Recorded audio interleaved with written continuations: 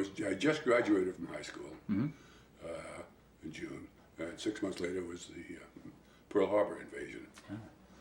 And I don't know how much the detail you want. It was a turning point in my life. Sure. I had football scholarships, but no money to follow up with. Okay. Where were your scholarships to? I had a scholarship to Hofstra on Long Island, which I didn't particularly like. In those days, it was a brand new college. Right. No one ever heard of it. Right. And incidentally, they just dropped the football program. I saw that. Yeah, and I had a qualified scholarship to Cornell, which I was really interested in, but just couldn't swing because I had no money. Yeah. You needed transportation, clothing. Sure. It's amazing. Right. And in those days, there was no such thing as education loans. Yeah. You either had it or you didn't. Wow. Boy. So 6 months after Pearl Harbor, is that about right? Pearl Harbor occurred about 6 months after high school. I see. High school, and at that time, Hitler had pretty well taken over Europe. Yeah. And our entry into the war was sort of a foregone conclusion. And not having any money, not having enough money to take up my scholarship, I decided the best thing to do probably go find some work if I could, save some money, and then go to start college the following year. But by the time I finally found a job, it was well after Pearl Harbor, and not enough time to earn any money. Right. All my friends were going into the service. My brother had been drafted, and I was just handwriting on the wall with it. I'd better position myself for the armed services. And I don't know how I'd always been interested in aircraft, but not to any serious extent. But somehow or other, I thought Air Force, I wanted to do Air Force. Okay. And while I was working, in the interim between high school and going into the service, I worked at an aircraft manufacturer, engine manufacturer. Whereabouts? This was Ranger Corporation. They did Ranger engines. I see. And they were next door to Republic, who did the P-47. Okay. And the Air Force would send recruitment people by every so often, trying to pick up. And they were kind of selective. They invited you if you had 2 years of college. And I said I was about to start, but I couldn't qualify. Right. They said, let's talk to you anyway. Sure. So it was through them that I got interested and did some evaluation testing before they accepted me for the Air Force. Okay. But that took a period of a year or so Well. before they finally actually inducted me. Okay. Because I signed up for the Air Force in February of '43. Yeah, February of '43. February 43. No, I'm sorry, February '42. Okay. I'm sorry, '42. It was a whole year before they called me. So during that year, I worked as an aircraft engine inspector. Wow. And learned a little bit about aviation. I'm sure that came in handy. It came in very handy. But it did. Particularly during the training phases. Yeah. Because the Air Force was more than just flying. Yeah. You took about 6 months, 4 months of ground school. You know, I'm losing my perspective here, but Well, where were you inducted? I signed up in Camp Upton, Long Island, but I went into the service in Nashville, Tennessee, Okay. and that was sort of the equivalent of a boot camp, Yeah. but it was more for evaluation because it was strictly for Air Force personnel. Oh, I see. And they did some basic evaluation as to whether you were physically, mentally, Right. educationally fit Yeah. to be accepted. If not, they sent you down the Mississippi River to Biloxi, Mississippi, where all the flunkies. And you became an infantryman. Yeah, exactly. Yeah, now the Air Corps was part of the Army. The Air Corps was part of the Army. That's correct. Had you ever flown prior to? No, we lived near well, it wasn't really an airport, a very large field on Long Island that had private aircraft and a private hangar. And I used to go over there and sit in the airplanes once in a while. Get a little kick out of it as a kid. Right. Because I started with a tin toy airplane when I was about 6 or 7 years old. Amazing the seeds that are planted that led to later on. You know, and then without really thinking about what I was doing, I just went Air Force. Yeah. It just happened. Now, where did you begin your training? We were inducted at Nashville, Tennessee, and we sent down. That was in February. In June, we were sent down to Montgomery, Alabama, where we spent a couple of months doing ground school. Okay. This would be communications, navigation, aircraft maintenance, just basic aerodynamics, that sort of thing. That was in Montgomery, Alabama. Okay. And 2 months later, I was sent to Helena, Arkansas, where we began the actual flight training. And it was interesting that was a private airfield that the Army, Air Force, had contracted to provide flight service. So actually, my first 2 months of flying was civilian, in uniform. So we spent 2 months in primary flight training. And then 2 months stayed once again to another base in Arkansas for basic training. Okay. And then about June, July, August, about September, we went to Blytheville, Arkansas for my advanced training. There were three phases of training, each about 2 months, primary, basic, and advanced training. And then following that advanced training, And is that when you... Following advanced training, which was, I graduated, that's when you commission, you get your wings. And that occurred in December of 42. 42 or 40? 42. 42. No, I'm sorry, 43. 43. December 43. Okay. And you're commissioned a No, lieutenant? that's good. I was commissioned as second lieutenant. Yeah, in December 43. That's correct. Yeah. And so you get your orders. Where do they send you? Excuse me. Well, I got to go home for Christmas, Ah, and then reported on New Year's Day. You had to report to Salt Lake City, where you get your further training assignment. okay. And we checked in there. Within a week, I was down in Texas doing learning to fly a B-24. Oh. And we spent a couple months doing that. And about January, February, about the beginning, late February, early March of 44, and we sent up to Mount Nome, Idaho, where the 490th Bomb Group was being built. And we did 4 months of group training with a crew. For combat training. Yep. And it basically consisted of a lot of formation flying. In the B-24s? In the B-24s. And not a lot of fun. No heat in the airplane. And whoever designed the insulated suits had a bad assignment. It was so cold, Kevin. Your feet would be numb from the knees down. Is that and you couldn't feel, you didn't know whether you were pushing on the rudder pedals or not. Yeah. It was brutal. Oh, would you get buildup of frost in the windshields? No, because there's no moisture there. There's no moisture. It's so high, it's so cold. Yeah. Well, the moisture is condensed out of the air. Well, you're probably glad to be finished with that assignment then, at some point. Yeah. Well, yes, yeah, absolutely. It was not fun. And along the same lines, when we finally got to England, and I'll go through that if you like, they issued, the airplanes were not heated still. No one ever bothered. It was an unnecessary expense, if you will. But they did provide us electrically heated suits. Ah, And these are like electric blankets. well, Made it like big. plugged yourself into you the plug power yourself in. source in the The plane. power source of the air. It made all the difference in the world. Wow. And when were those introduced? I don't know when they were, but they were already on board when I arrived in England. Just to back up a step, I recall that you had also mentioned you flew the B-17. Was that prior to the No, B-24? oddly You enough, trained on the 24? we trained all complete flight training and combat training including a cruise was with the B-24. When we finally got to combat duty status in England, we flew a couple of missions, and the whole entire Air Force, 8th Air Force, decided the dynamics were such that the B-17 was a much better aircraft for that purpose. You could fly at lower altitudes, carry bigger loads. Wow. And so we flew a week or two of B-24. They closed the base and said, here's the B-17. Here's somebody to help you check out. Go learn to fly it. Welcome to the Air Corps. So, well, it's not all that bad, really. But Now, when were you sent to England, and where were you sent? I finished the combat training, Mount Home, Idaho, in April, late April, early May, and we left there for our assignment in England. And it was interesting in that at that time of year, there were two ways to get to Europe.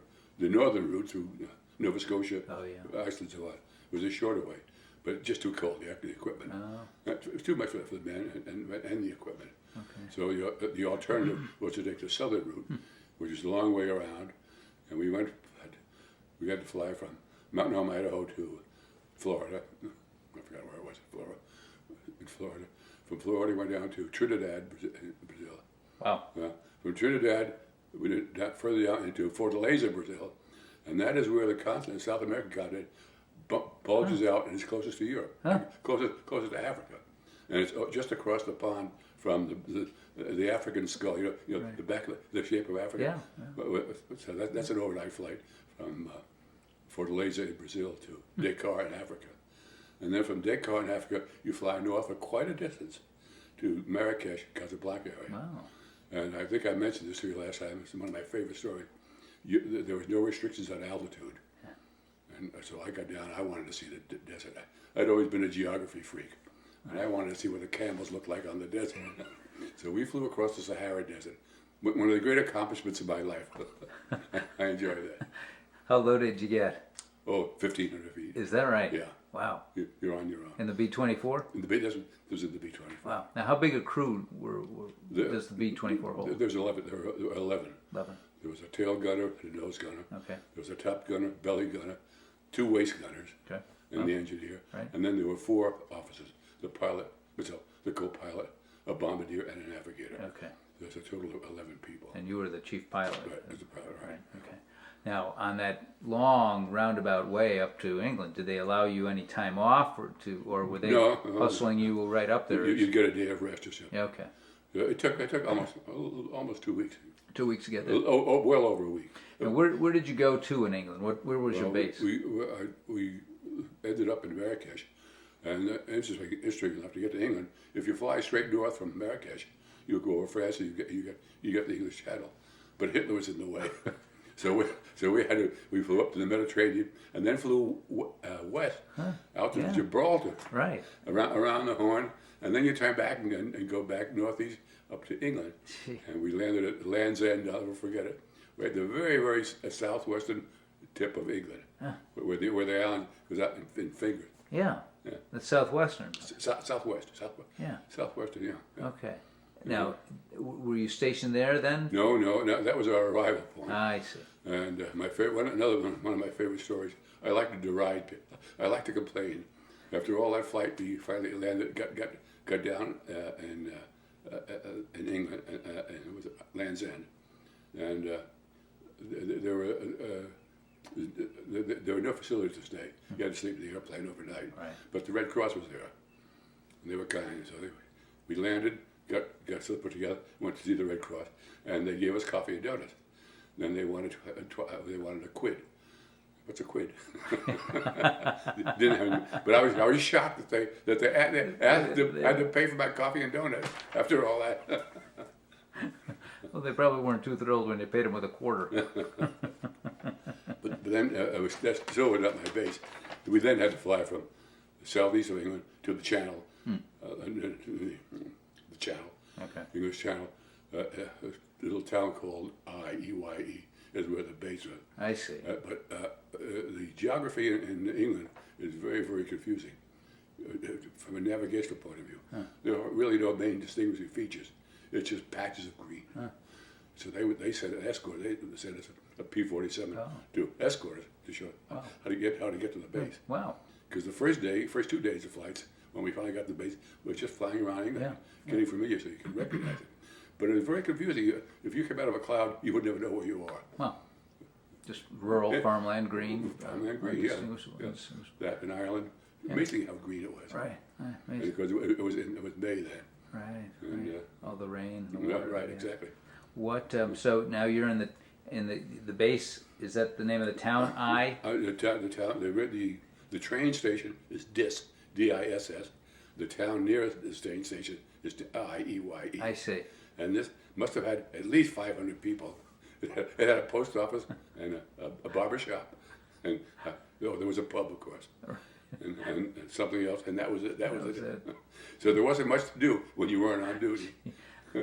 Just as an aside, did you ever go back there after the war? I did. Did you? Yeah, I was in London on business one time, and took advantage of a day off, and took a train back up to Dis.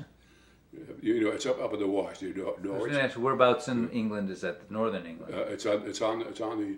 No, it's sort of midway up, sort of in the Midlands, see. but it's on the English Channel side. Okay. It's about 100 miles north, 75, 100 miles north of London. Okay.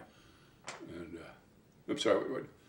So now your training begin. Now, when is this? Let's set a period now. Well, we are Your service begins in about when? About May 1st. Of 19. I'm sorry. About May 15th of 1944. Of May 15th, 1944. Okay.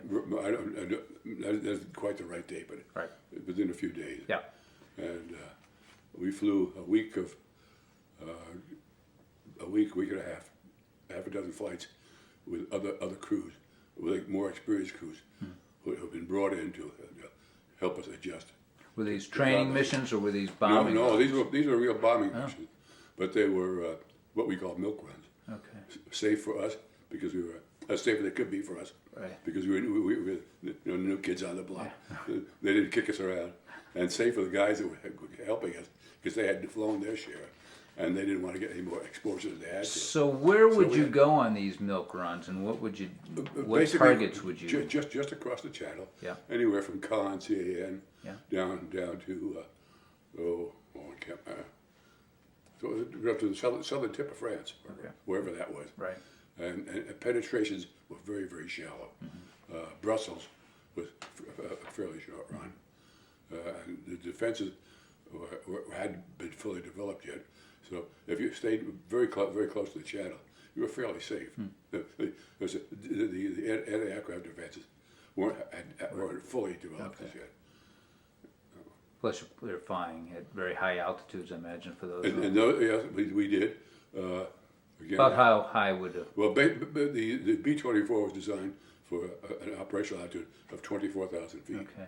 which is not high by today's standard. Right. But for that point in time, that was its most efficient flight. Right. The problem was that bombing was not as accurate at that height. And they found that if they reduced it to about 12,000 feet, our accuracy was very good. Right. But so was your exposure. So was the anti-aircraft accuracy. Anti-aircraft, yeah. That improved too. And the B-24 was much better at high altitude, faster speed. But the B-17 had a much larger wing load, and it could carry a larger load. Unfortunately, it was a lower speed, but it was a much safer aircraft. You could lose an engine on that and not worry too much about it. Was that a 4-engine aircraft? They're all 4-engine All aircraft, four-engine, right? Yeah. And when did they switch you from the 24 to the 17? Well, that's where I got lost. We flew about a week and a half of actual bombing missions from with Dis when they decided to drop the B-17, the B-24, and go to the B-17. So within 2 weeks of my arrival in England, we switched from 24s to B-17s. Okay. And did you find the control of the plane was... No, the flying is kind of automatic at that. The aerodynamics are such that all airplanes are relatively the same. Their characteristics in terms of stalling out, landing, taking off are a little trickier. So you need a little bit of time to get accustomed to that. But once you're off the ground, it doesn't. You don't know what kind of an airplane you're in. Right. Okay. Did you have at any point in this time, so this is May of 44, right? You're a month or so, maybe even less, to the invasion of Normandy. Had you any idea at all of what lay ahead at this point? Not the faintest. And I guess we weren't curious enough. Still concerned with our well-being, more concerned with our well-being than what the Army had in store for us. How about any of the older, more experienced officers who had been? You're mixing with them. You don't hear very much, and I guess there was not a curiosity on our part, and there was no reason to even think about it. Right. And I guess we were subconsciously aware that somewhere along the line there's going to be an invasion, but we had no idea what it was all about. Right. And we learned very, very little about it. until the night before. Yeah. We were told we're going on. This is it. Obviously, for security purposes. Right. It was all kept So it was the night before. the night before.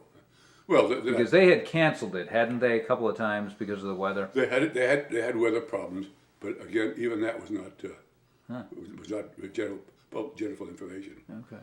And we were in the arrangement was you're on call 24 hours a day when you're in a bomb, flying a bomb. So you should just take it day by day. Right. And wherever they said go, that's what you did. Yeah. And the procedure normally was that for security purposes, we'd get up well before daylight, fly and assemble in the dark. So that obviously, although the Germans had radar, they didn't have the visible awareness of what we were doing. Yeah. It was kind of fun to find an airplane, find another airplane in the dark. In the dark. It scared the hell out of me the first time. Oh boy. But it wasn't all that bad really, because the skies at night are quite bright, much brighter than the ground. So you can see shadows. You can see above you. You can see shadows. You can see airplanes. Did you witness any collisions at all? There was one. Unfortunately, it was the other guy that lived in my hut. That's a different story. Yeah. No, there were not. I'm surprised there were not as many collisions as I thought there might have been. But visibility wasn't all that bad. And although you did it without lights, obviously, each engine was equipped with a turbocharger, something to cool the engine up. And these would glow red hot. Wow. Really red hot. Good. And you could see these little pods of red up Wow. above you, and you knew who it was. Was that about the only light that you had? That was it. Yeah. Wow. No lights. No. Well, you guys had to be very we'd be sitting ducks for the Germans. Yeah. And About how many missions had you been on before the Normandy? not more than half a dozen. Oh, okay. I would say 5 or 6 or so. And was the It crew was as new as you were? The same crew. Same crew. You stayed with the crew. Okay. They came over from the States? Yeah. Oh yeah. Okay. Yeah. Because you trained Trained together. And unless there was some unusual situation, the whole crew stayed together. Okay. Now, so you've got about half a dozen missions under your belt. Right. And So-called milk runs. So-called milk runs. And one evening they tell you, get ready guys, because tomorrow we go. Right. Yeah. So you kind of know what tomorrow's mission This is. is where I left off. Right. They would get you up at 2 o'clock in the morning, feed you breakfast. That's another story. Then you go to your briefing. And at the briefing, you got a great deal of detail. They separated the officers from the enlisted men, and only the officers were given the information. And they plotted your course. They would tell you where the guns were, whether it's going to be light or heavy flak. Yeah. They're very well in advance. They prepared you for an alternate site if you could not make the primary target, with all kinds of instructions. And do all this, you get up and be up there. It was very organized as you took off. Yeah. And we gathered as a bomb group. We gathered in the dark as a group, which we had not done before. When we flew in the U.S., it was never at night. So this was a new experience. So about dawn, or just before dawn, we were headed up across the channel to Europe. Yeah. And another hour or two, depending on where the target was. Right. You were back out of Europe by noon, back on your base by 2 o'clock in the afternoon. Okay. So it was like a 12-hour run from the time you get up to the time you get back to the base. Typically, how long would it take you to assemble on a normal milk run mission? Oh, a couple of hours. Okay. And that was not that it took us that long. There were just so many aircraft involved. You had a sub-assembling pod, then one group, and then there were additional groups that were assembling in their own area. And then you had to make the sweep of southern England. Well, all the groups, all formed, cut into line. Oh, right. So it was time consuming in terms of getting organizational. So when did you feel that the enormity of suddenly what this mission was all about? I didn't. I'm trying. It's a good question. I'm trying to remember. My reaction was not much reaction. I think what concerned me more than most people was some of the more heavily defended targets, where we would take some pretty heavy beating from the anti-aircraft guys. Yeah. And this one was all right on the channel, where there were no defenses. So there really was no concern. The channel was cleared. There was no German boats. There were no submarines, maybe, but there was no German defense as such over the channel. Yeah. It's only once you got over the coast, got the coast, that you encountered German defense. But there was no, from the air, for the airmen, for the bombers, there was no anti-aircraft, because they had anticipated. Okay. I guess Eisenhower and these people did a pretty good job of deception. Yeah. To thinking that we were going to invade further north. Right. And as you know, they sent a whole expeditionary force just to mislead the Germans, to thinking that that was the invasion, whereas we were headed down south. Yeah. Around, we did a flank on them, Yeah. And it worked pretty well. It worked very well. What that day of that last briefing, when they informed you of what the mission was going to be, what were you feeling, and what was going through your mind at that point? You and the other? Not very much. They say the concern had always been a much deeper penetration, where you might lose it as you might get shot down. Over the coast, you always got to get shot down. Right. So it wasn't really it wasn't a concern at all. Because we anticipated some defense, and we were told what the defenses were, but it was all last minute preparation on the part of the Germans. And did the So their defenses were terrible. yeah. I don't remember seeing any flak at all. Wow. There was no opposition. No. But the weather wasn't all that great, and the situation that developed, and you still hear about it today. It had been arranged that the paratroops would go in before us. They would drop them. They would light fires to indicate a line to separate the forward area from the post. Right. And you were supposed to drop. You'd see the fires, and you drop your bombs beyond the fire, but beyond the line of the fires. But you didn't bomb it individually or indiscriminately. You were in a formation. When the leader dropped his bomb, everybody dropped their bombs at the same time. And I recall very vividly going over this line of fire before the bombs went. Right. But we found that apparently somebody screwed up. Troops were killed. We hit American troops. Yeah. And they said the finger pointing was they blamed the Air Force. Air Force. And we said, no, you guys lit the fire in the wrong place. Right. Or troops went on beyond there, had no resistance, overran their lines. And to this day, that argument has never been settled. As a matter of fact, I think I mentioned this to you, Kevin. I saw on television one day. They're still arguing that one. But the interesting was, since we did such a lousy bombing job, we had to go back, get more bombs, and come back again the same day. Wow. That'll teach you. Yeah. I suppose, sadly, that's an inevitable part of any war. Sure. The screw-ups here. Casualties, the friendly casualties. Yeah. What I remember you had mentioned to me as you flew across the channel, and I'd love to hear you explain it. What was your impression as you were turning that plane? Turning? As you were coming back after you had dropped your load. Oh. And you were turning the plane back around. Can you explain to me what your impression was of the enormity of your mission at that point? Not really. You had very little gauge. In most cases, there was usually enough of a cloud cover over the target, or enough haze and so on, that you could not see it. So you rarely ever see your bombs explode. Had it cleared? Had the skies cleared by the time you came back? And what did you see? On that particular day? Yeah. Oh, I'm sorry. Yes, the skies did clear. As we turned, after we dropped our bomb, turned and headed back across the channel, what I saw for the first time in the daylight was all the aircraft coming in. Wow. The bombers, there's chains of bombers one after the other, and the same thing down on the channel. All these ships, hundreds of them, literally hundreds of them.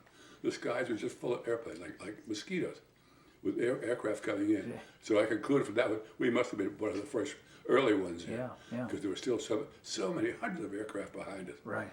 and all at the same altitude. Yeah, yeah. Wow. Well, enough separation. But Now, they had given you in that briefing the idea that this was going to be a land invasion, sea invasion, air invasion yes. altogether. They Yeah, gave you the full yes. briefing on just what was occurring on this June 6th.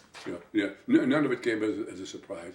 The only surprise, I think, the only thing as I remember that surprised me was being able to see the actual little bonfires that the paratrooper had built.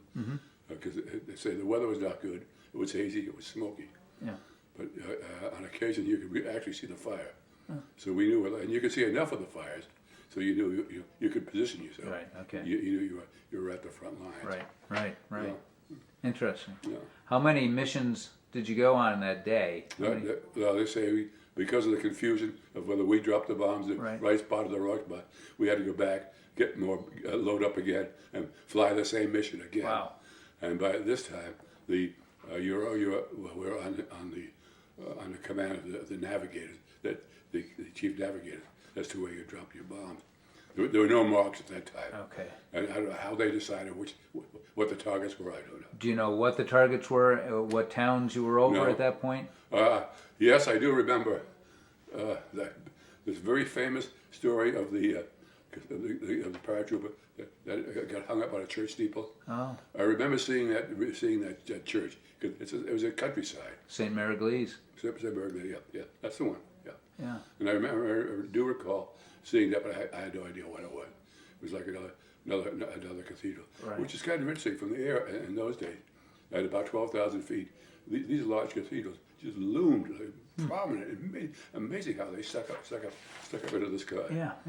And I can recall the beautiful cathedral in Brazil, in Brussels, with its black and white checkered roof. You could see the color of the checkered tiles on the roof.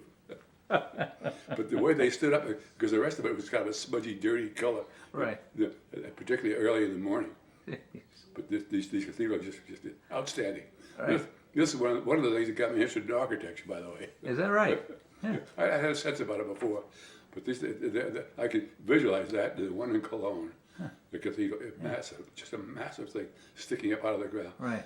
You know, well, they see several hundred feet high, which is. Isn't that what sparks your interest? Yeah, It takes Yeah. it's like a seed being planted. Well, exactly that. Seeing all the destruction in England, Yeah. in London, wondering how that's all going to be cleaned up. Yeah. How are you going to rebuild all that? Yeah. I got more curious about that than I did the war, I guess. Which explains why you went into architecture design. Right, yeah. What now? Those next few days must have been exceptionally busy for you. Those first few days past the initial invasion. So were you literally going around the clock on your shifts?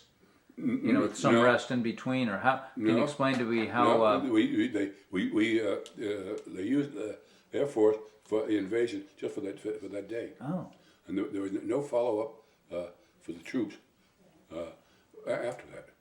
oh, There was at least we didn't go any. We understood that there were that for the first time the 8th Air Force was using what they're called anti-personnel bombs, fragmentary bombs. right.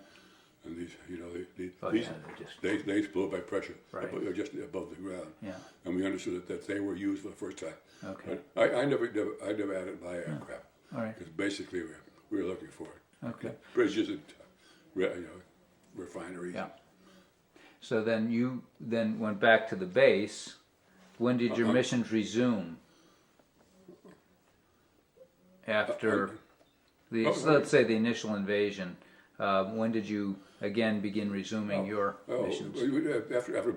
After a mission, you usually had a break of a couple of days. Okay. And the next mission after that, I don't recall what it was, but it had nothing to do with the invasion. It was just going further back, in, For the strategic bombing, just the factories and the bridges and the Right, railroad, right. and knocking out their ability to wage war, which is the way we beat them. You know. And were you following the progress of the war? You're bombing France, and then eventually you're getting into quite a bit. Yeah. You're moving further Yeah. into We- Belgium, moving further didn't- into. Right. You could tell by where your target was, what the progress was on the ground, but you could there was no way, no visual, no observation of who was where. Right. What was the furthest you went into on your bombing missions? I guess Berlin was about as far. Oh, About as far east as you could okay. go. How many missions did you do over Berlin? There were 3 missions. I lucked out on one. I didn't have to go. And it's an interesting story. I was known as the chicken chef. We had, the problem with the aircraft that hit the birds. Well, our base was on a farm, and there were chickens, and there were these damn chickens at the end of the runway, and we flew through the chickens. The guy ahead of me must have riled them up, and they got up, and one of them I hit one. It hit me in the engine, and the engine caught fire. Wow. So that was the end of my flight to Berlin that day. might have been good luck. See. So I've disliked chicken ever since. Tell me about life in England during the war. Did you live on the base? Did you live in town? Were you barracked at someone's home? The facilities were very comfortable. We lived in Quonset huts. Okay. And there was 2 crews to a hut. Total of 8 people in one hut. Right. And in this little town of, I say jokingly, 500 people. There may have been fewer. I'm not sure. And there's absolutely nothing to do. And when you're on, unless you're on duty, there was no officers' club. You stayed, you bunked, you learned to sleep, you learned to read. What'd you do for recreation? What'd you do for fun? Bicycle. You'd ride a bicycle. Okay. And there was nothing there. Yeah. Because there was nothing nearby. On occasion at night, you were allowed off the base. We would go into a little pub, but there was nothing there. Yeah. So, No one even in the pub, none of the townspeople to speak of. No. Did you get to know any of the natives? Well, I got to know the person, the farmer that owned the wheat field that our base was built on. Okay. His home was across the road, a couple hundred yards from our Quonset hut. Mm-hmm. And he was we would see him. We'd go for a walk and visit him. But he would come over on the base because he was a very proper Englishman, and he wanted to go on these missions. He prayed, I'll pay you. I mean, but, Sneak him aboard, right? But they had the thing that impressed me with him is that despite his would-be wealth, they had nothing. Yeah. The food was not available. Gasoline was not available. Wow. And so we would get him food as best we could from the, not that he was starving by any means, but we'd take him to the officers' club, get him a pork chop sandwich, which was, piled up with a pork chop so he could take it home and feed his wife. Right. But it was, you were just happy not to have to go on a mission. Yeah. After a while, you began to sweat it out. Yeah. The flak would finally would get to you. Had your plane been hit at all during any of these runs? Yeah, we did. I was forced down, as I may have said. On one occasion. Tell us about that. How did that happen? Well, prior to that, on one occasion, I think it was Cologne.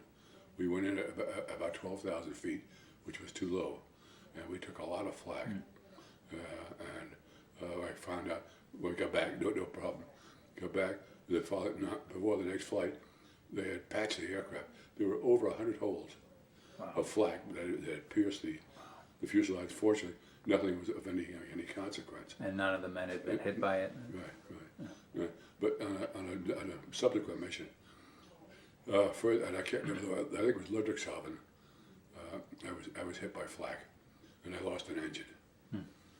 And I could not, have spilling gas, I could not get back to the base. And I couldn't, with 3 engines, I could not stay with the group, so I was left behind. And fortunately, we had the fighter defenses, the P-57s, P-51s, the little wonderful little aircraft. They would escort us to the target, would not come in, and then pick us up on the way back. Right. Well, they saw I was straggling, so I got 2 of them to help escort me. And between them and my navigator, we got ourselves back to Brussels. I knew where Brussels was. I'd been there before in the air, and with one engine out, and made a forced landing. Wow. And in the process of landing, with the engine out, I missed. When I landed, the wheel must have been engine damaged, and it dragged, and I went off the runway and wiped out the whole landing gear. Oh boy. But still, no damage to the airplane. Nobody hurt? Nobody hurt. My nose got he was hit by shrapnel in the leg. Nothing serious. So you're in Brussels at this point. So we're in Brussels for 3 or 4 days, a week, matter of fact. Was it enemy occupied territory? It had just been, no. We were aware that Brussels had just been liberated. Okay. And this would be but at the briefing, we were told that in the event you can't stay with the group, Brussels is a place to go. But we were there for 4 or 5 days before they had the aircraft repaired. And it was interesting that they, I'm sorry, you want? Oh, I was going to ask you, do you remember when this was? What time are we talking about now? Oh, that's different. I would say it's August or so, late August. 44, 45, you think? It would have been Somewhere in the year. I mean, yeah, the year. Is it 1945 now, or is it still this is 1944? 1944. I was in England from May of 44 until November of 44. Okay. That's the time it took to fly 35 I missions. see. Okay. And so you were able to actually repair that plane. They said in their spare parts, yes. I know what I was going to say. We were, on each mission, you were given a small escape kit. Yeah. And it contained a compass and a fish hook if you had to catch your own food, and a little morphine if you're injured, and fudge, and some money, escape money, which we... What would they do with it? What were you supposed to do with the money? that was my thought. So that thought is a reoccurring thought. What in the hell did I think we were going to do? Go into town and say, "Hey, buddy, Okay. I don't have my Visa card with me, but I'm American." Well, would they give you money? What kind of denomination would they give you? Would they give you German marks? Would they French. give you French francs? It was mostly French. It was French. Matter of fact, I saved one of those bills. I gave it to my daughter. That's another story. But the upside of this was Brussels had liberated. So while we were stranded at the base, the trains were still running. So we got up and I took a train to Brussels. Right. Because the airport, well outside of Brussels, and went in Brussels, and we stayed there. Stayed with the army had personnel in there who they had temporarily put up in hotels.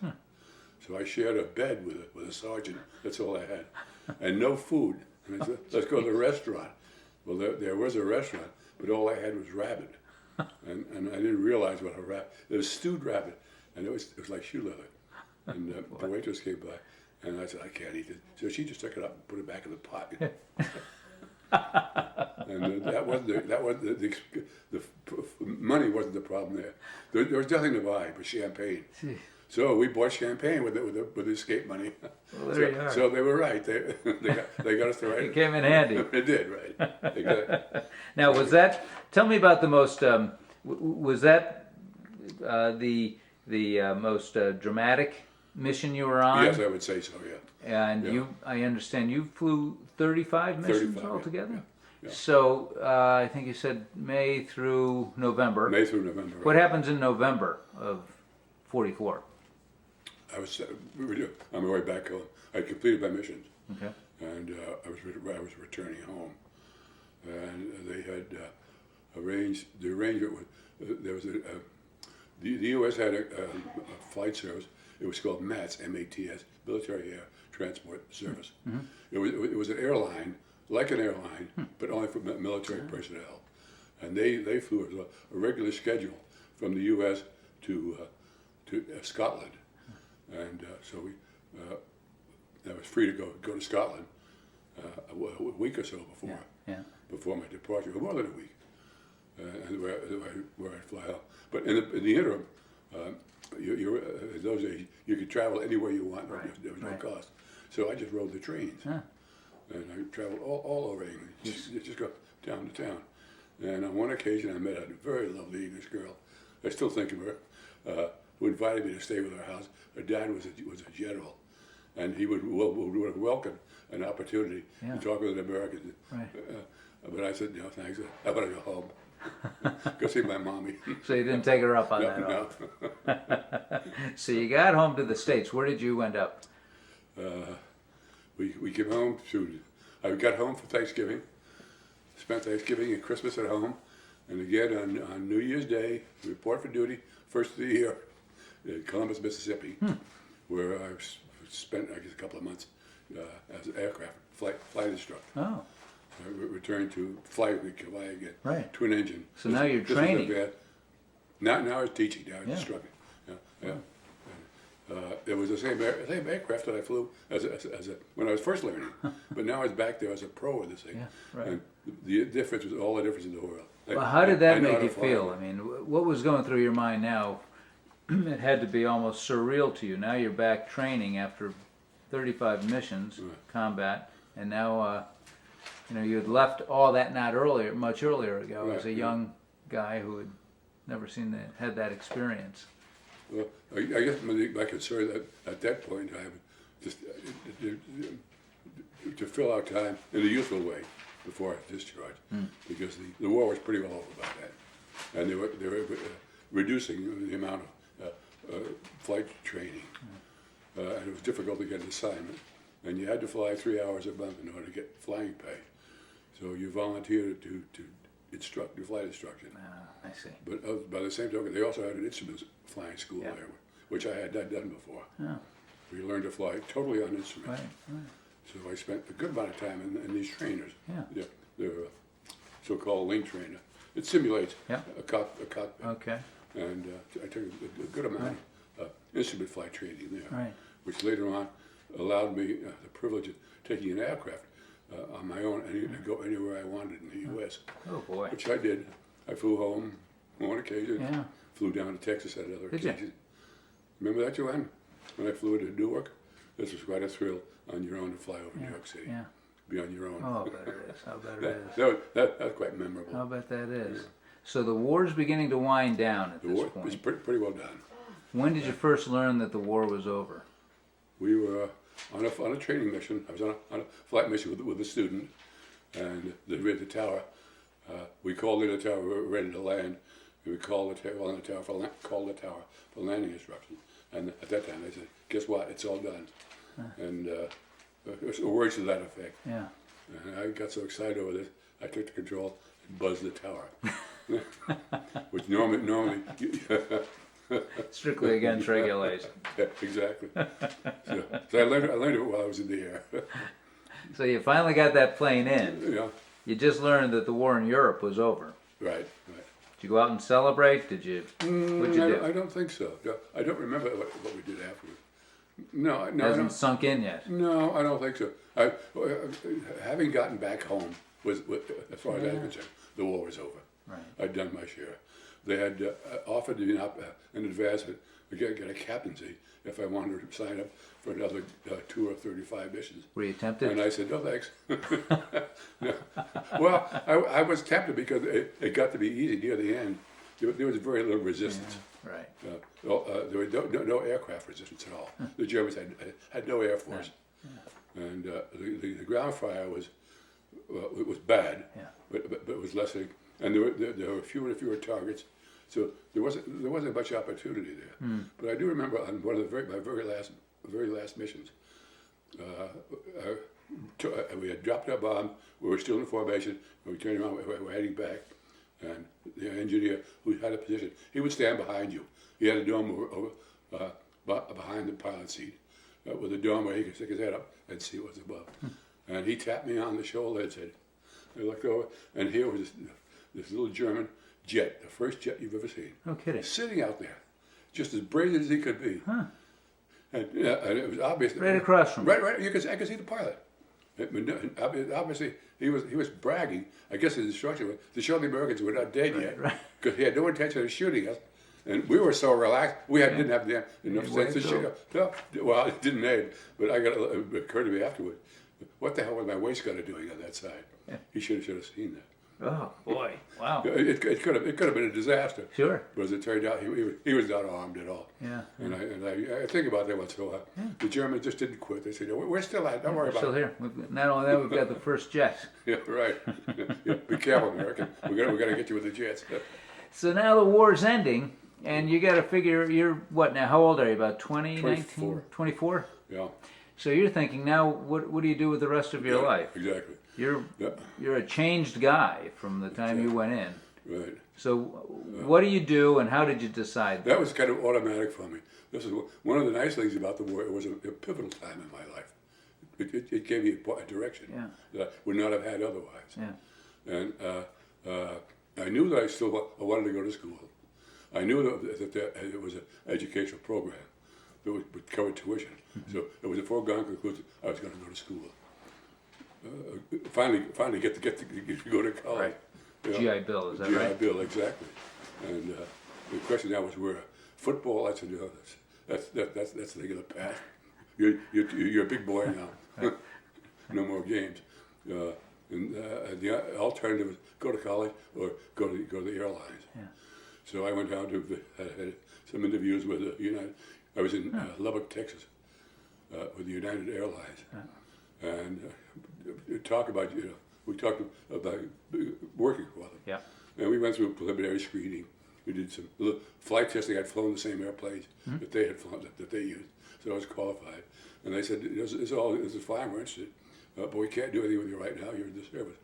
When you're out of the service, come back. We'll hire you." I was hired to all intents and purposes. Yeah. And the more I thought about it, I thought, we could do this all over again. No, I don't want to do this again. That's a good thing. Then you had a little time to right, consider that. Right, and I was not doing very much flying. As I say, there was not much flying. For obvious reasons, the war was over. It saved the gas and so on. Yeah. And I was reassigned a ground position. I was at the airport in Miami. It was a base for MATS, M-A-T-S, the Military Air Transport Service. Okay. And they used Miami as one of their terminals, and they would fly around the country, picking up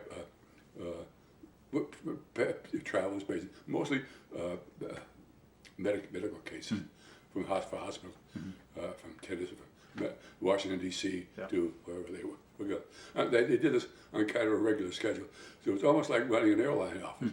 But I was ground operations, so I had ground operations at the Miami airport, and I did that for a month or two, somewhere along there. Yeah. And it was unbearable. Ground job. Just enough. You know.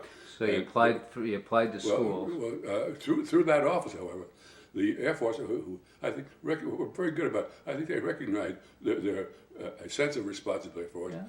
They went out and started screening people. They had, in effect, an educational department who went out and would interview or communicate with guys that wanted to go to what they're going to do with education. Right. And they sent down a captain to interview him, and I said, I want to go to school. Yeah. Well, he's the guy that got me all set up to Yale. He said, "Where would you like to go?" And I thought, well, Yale is closest to New York. It's on the train. Let's go to Yale. Practically a community school. So they were very, very helpful. And we did a lot of screening through this educational system that the Air Force had. So by the time he applied to Yale, he did all the communication, got me all lined up there. So by the time I was ready to talk with him, everything was arranged. All I had to do was get up to Yale and take the entrance exam. Sure. Remember that, Joanne? I drove up with Johnny Ketchum, a high school friend of mine. I have to ask you, because you've made reference a couple of times, when did you meet your wife, Joanne? Oh, we were in high school from, let's see, about 1939, was it? Wow. I don't remember. 1940, around 1940. Yeah, I was she liked me. I was a football hero in those days, you know. So she respected me. That's all gone now. Sounds like she was attracted to a man in uniform. Yeah, right. Whether it was a football uniform or a military uniform. But she had a cute kid sister who wore my, remember, my sister Mary wore my football jersey all over town. That's right. And Joanne's father was a priest. Was a priest, and right in the middle of town, the church in the middle of town. Yeah. And they said, "What's this little girl doing with this guy's football jersey?" And he's dating her sister. Now, how did you decide to study architecture? I had always been, I never really did not have an interest in architecture as such. I was good at art. Reasonably good at art. There was an inclination in that direction. I did do some aptitude tests, again with this captain from the educational branch or whatever of the Air Force. Did some aptitude testing, and they said this is a possibility. Because I said I thought of anything. I was good at math, you know, a good student, not boasting. And they said well, engineering certainly is something you want to do, but there was this artistic element that came into play, and they suggested that as a possibility. I think that's where I heard. And who did you know? Oh, your father. Her father knew. There was an architect in town. What was his name? You don't remember? No, and so I was aware of it. Her father, and when I after her discharge, he took me over and introduced me to the architect, and we talked to him. But by this time, my decision had been made. But it was basically through an interest in architecture as such because of my exposure in Europe. Particularly those cathedrals made such an awesome impression on me. The scale is just incredible. And then I say the destruction. From a practical point of view, how the hell are we going to fix this? Right. So it was that aspect of it that interested me. It was more the mechanical end, which proved, in the long run, was my biggest contribution. Was not so much as an artist, but more the engineering end. Engineering aspect of it, sure. So it was the Air Force that really basically the aptitude testing. Isn't that fascinating? That narrowed that down. So I must say, to this day, I think how responsible they were to set up an effort to find. Well, it wasn't just me, but all of us. They do this to this day before you're discharged. The service looks out for you. They point you in direction. I'll give you a little career guidance. Yeah, and because they knew the GI Bill was coming, so it was sort of foregone. If you ever said yes, it was done. Yeah. It's like that. So you studied, you got your degree through Yale. Right. Engineering architecture. What degree did you graduate with? With a Bachelor of Architecture, with a Master's of Architecture. This was interesting in that I had no college before then, but and a Master's was a 7-year program, and I said, no way, buddy. But the flight training, if they look back on it, was quite intensive. It was worth your freshman year in school. Believe the equivalent of that kind of background. Okay. So, Now you spent your years, your career, then became. Talk to me a little bit about what you did for your career. well, again, I was out of the service in '45. Started at Yale in February of '46, and with a little bit of credit for my service experience, they set up a program where at 4.5 to 5 years I could have a master's, which I took, and I finished, but it was pretty simple. Okay. It wasn't all that bad. Within 4.5 years, I met all the requirements for a master's in architecture. Okay. So in June of 1950, I got my master's degree and went off to go to work. And who'd you spend the bulk of your career with? We right after school, through one of my instructors, was invited to go out to the West Coast to work for him, and I never quite. He's up in Oregon. We drove out and did the whole routine, but I ran out of money before I got to Oregon, so we settled in Los Angeles. Somebody I knew there. We stayed with there, and I got a job in Los Angeles, and we worked there for three years or so, 2.5, 3 years. Who was that with? Who'd you work with? This was called Stiles Clements. It was a large 60 man office. Okay. And I had a good position as assistant design director for a big office. And then you went on to. And then we just went from there to relatives who had a friend in Wilmington, Delaware, and I worked for him for a while. But that was strictly schools, Right. and I wanted something a little more than that. And then contacted my roommate, found out my former roommate in Norwalk, that they were on the lookout for someone. So in 1956, we came up to Connecticut, and I worked with Elliot Noyes, who was pretty well established as an industrial designer. Sure. And I was with him for 35 years or so. Is that right? And you traveled the world, I understand. And for them. I took on the mobile. I was assigned the mobile account, and Mobile Oil is all over the world. Yeah. And we did a lot of travel for that. We visited basically around the world, literally. designing and building their facilities? Yeah. We would develop standards. I see. So that when they needed a particular office kind of building, there's a standard building or a standard office or a standard gas station. Right. And this is what you implement. And I would go over there, introduce it, be sure it was all exposed to management, and that management said yes. Yeah. And management never said yes.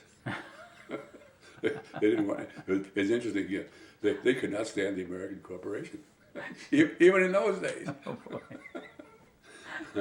Now, somewhere between all this now, traveling the world, designing and building facilities for Mobile oil. oil, basically. you managed to have a couple of kids. You managed to come home a little periodically and have a couple of kids. Can you tell us when your children were born? Oh dear. What their names are and Yeah, well, let's see. when they were born? That's a good question. My daughter, first daughter, Joan, she's about, Joan Elizabeth, she's about 52, 53, Okay. somewhere along that. She was born when we were living in Los Angeles. We then came east, and we lived in Wilmington, Delaware. And my daughter Ruth Ann, who is now approaching 50, I guess, isn't she? Ruth Ann, no middle name. Was born in Delaware in 19. Okay. Dear. I can't tell you what year. Give or take. 60s. Right around 50-ish, I imagine. Yeah, in the 50s. And then we moved to Norwalk. And Susan was born in Norwalk, wasn't she? Yes. The Norwalk house, my daughter Susan, third daughter. And my fourth daughter, Nancy, who lives here in New Canaan, was born in Norwalk also. And Nancy's around 40-ish. She's going to turn 43? 49. 49? 49 Dear. in next month. Okay, there. Moms never forget. No. No, they don't. So when did you retire? Well, I say I was with Elliot from 1956 to 2000, 1999. What's that, 35?